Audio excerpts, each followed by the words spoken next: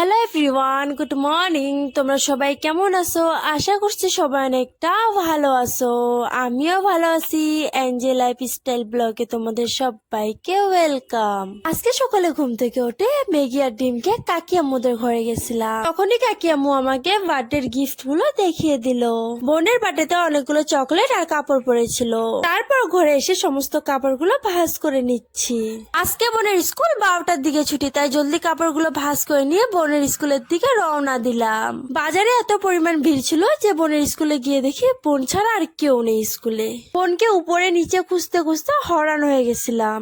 ছোটতে আমি স্কুলে পড়েছিলাম ক্লাস 1 থেকে 5 পর্যন্ত। তারপর বোনকে বাড়িতে নিয়ে আসার সময় কলগেট কমফর্ট আর একটা ফেস ওয়াশ নিয়ে নিলাম। আমি না পাপিয়ার এই ফেস ওয়াশটা লাগাই। এই ফেস ওয়াশটা লাগালে মুখ অনেকটা গ্লো করে। আম্মু এই পোশাক গুলো নিয়ে আসলো। আজকে নাকি এই পোশাক গুলোর ভাজি করবে।